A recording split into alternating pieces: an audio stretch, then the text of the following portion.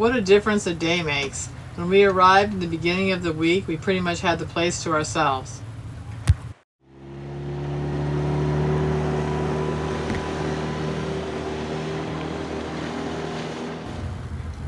It was the right time for Jules to be young again and race around like a fool, wasting gas.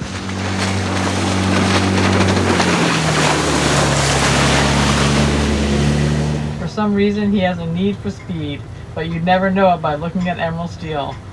He does this only when there's nobody nearby. You definitely don't want to do this in a busy anchorage.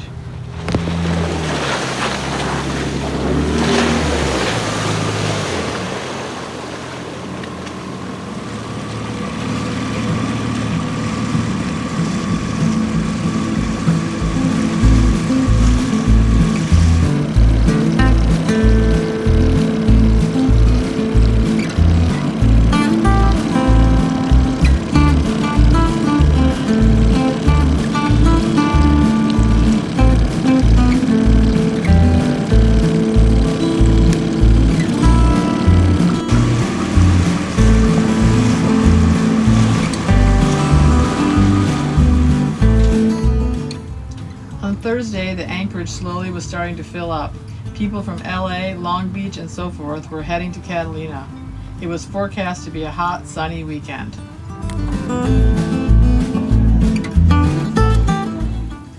But by Friday, the place became a madhouse. Not only were all the moorings taken, but every possible place to anchor was taken too.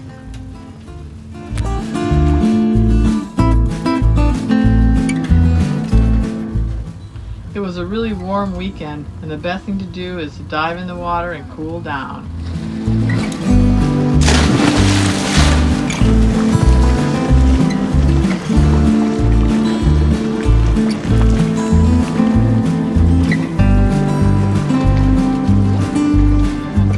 One of us always kept a good lookout for the wild party goers that were cruising around in their boats.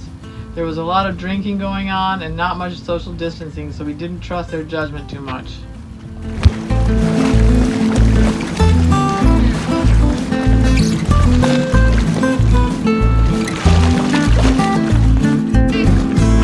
Our new neighbor, getting kind of close.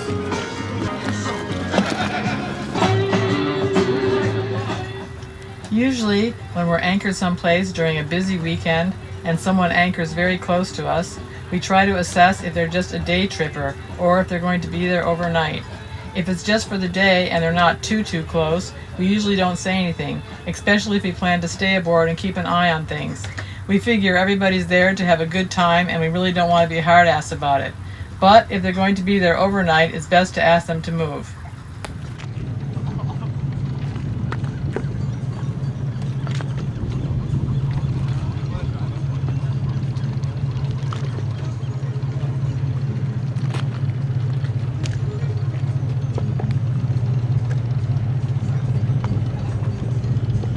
So it looks like the boat just came, dropped the hook right in front of us. Looks like his anchor is right on top of my chain, if it's not right on top of my anchor. It never fails. Sooner or later you will be facing with a question, should you go out and tell him, hey man, move because you're too close? But then if you do that, you really are creating enemies, because some people might think you're too smart ass, like they don't know what the hell they're doing. Not you, Jules. So anyway, it's the best thing to just wait and hope for the best, but I really don't have a good feeling how that's gonna turn out. Alright, so we're just gonna wait and see, okay?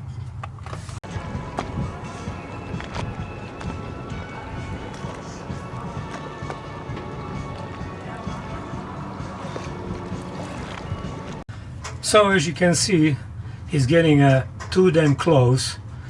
So it's about time to go and tell them to move. There's about 4 young guys sitting in the back of the deck, and looks like they don't care one bit that they're getting really close. They just keep looking and kind of... Yeah.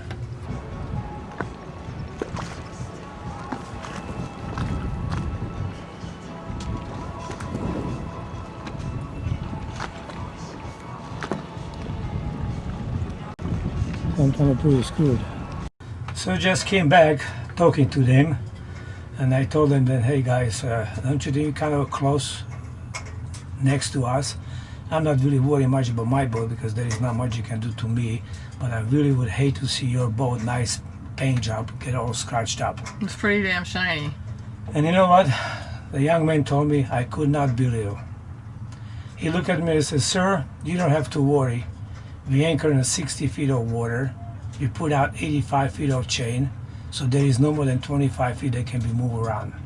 I almost fell on my legs. I could not believe what I hear. I mean, we've been sailing for many years, but nobody ever told me that. Then don't worry, because we put 85 feet of chain in 60 feet of depth, and so you're not going to be moving more than 25 feet.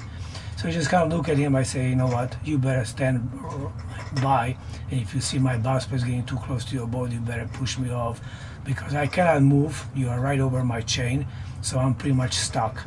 So anyway, the situation was this. Then when I start talking to them, I asked who is the owner. They told me the owner just got on the dinghy and went to shore. Naturally, after the anchor, off to shore. So they do not know how to move the boat. So I guess they're just gonna have to wait till the owner gets back.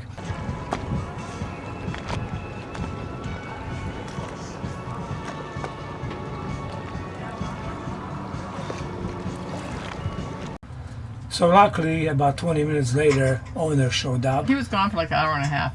Yeah, When they were right on top of us for an hour and a Yeah, half. but about 20 minutes after I last talking with Right. the guys, he showed up. I right away told him, "Hey, don't you think you should move before I hit you?" He agreed, and he started pulling chain out. But as much as experience they had a problem to lift his chain up. I guess what happened is his chain spliced to the rope had a shackle, and his shackle didn't go over his gypsy, so they were there screw around for about 20 minutes before they could get a chain up, and then they could re-anchor farther from us. So at least we was able to get a good night's sleep, because the way they were close to us, I cannot believe that some people would do that. So, Jules had to be kind of stern with the young guys. They didn't take the situation very seriously and probably wrote him off as an old man making a big deal out of nothing. They were arrogant and cocky, though, and didn't realize how dumb they actually sounded. So, you have to always remember that there can be boaters that have zero experience in anchoring and don't take the time to even learn. Luckily, the owner came back, and they moved a safe distance away, but that was only after Jules told him to put out more scope if he didn't want to lose his boat.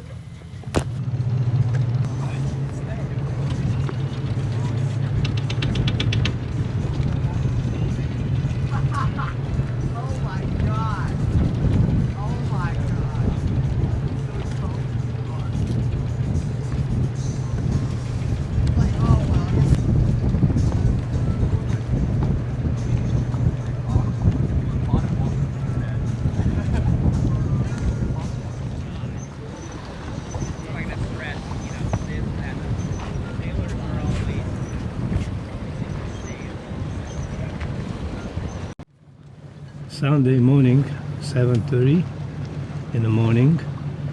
The boat starts slowly leaving. Pretty much you can say all those big yachts. Gotta go Monday back to work. So here they go.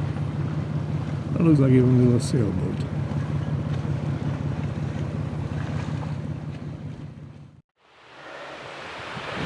Steep climb. Try to gain some elevation so we have a better look for buffaloes. They're so big, I don't know where they could be hiding.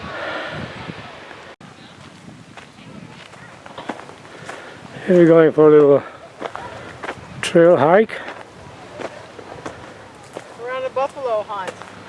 Yeah, go search of buffaloes. Go around this corner.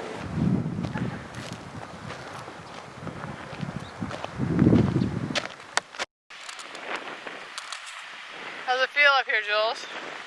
Nice breeze. Cool. It is. Being a sailor takes some time before you recuperate and start taking longer hikes. It's not exactly a legs exercise for sailing.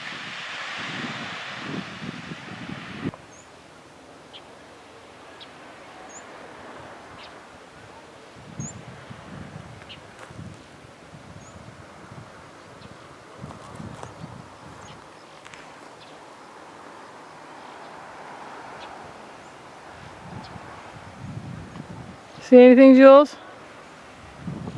You. See any buffalo? This morning I did, not now. My God, that breeze feels so good up here.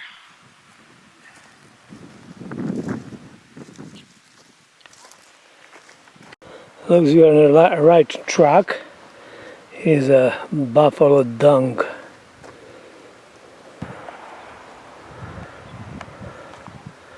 And there in the distance, Emerald Steel. She's floating out there. is our humble home. There's our buffalo there. He's right by the building. How cool. There he is. While we were up looking in the hills, he was down at the beach already. He's itching himself. He's itching himself. Can you see it? Yeah. Oh, nice. You got a serious itch. Why don't you go and scratch it for him? We have many beautiful coves, but what's the problem with them is they're right in front of it. Yeah, nothing but the moorings.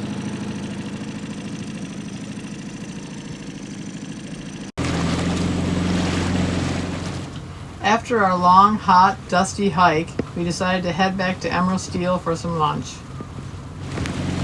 Another beautiful cove. Moonstone. Called Moonstone. Pretty. Looks like another private yacht club.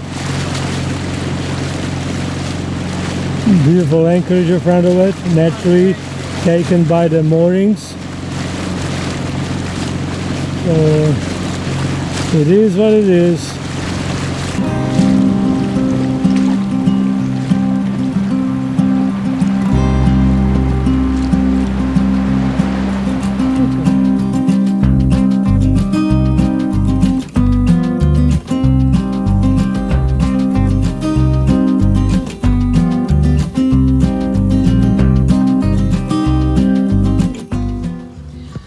Guys, so that's it for now. I hope you enjoyed the video and got something out of it, and if you did, please don't forget to leave a comment and a thumb up. We love hearing from all of you, and as usual, we'd like to thank all of you that support our channel through Patreon and PayPal. We really appreciate your support, guys, and we will see you all next time. Bye bye.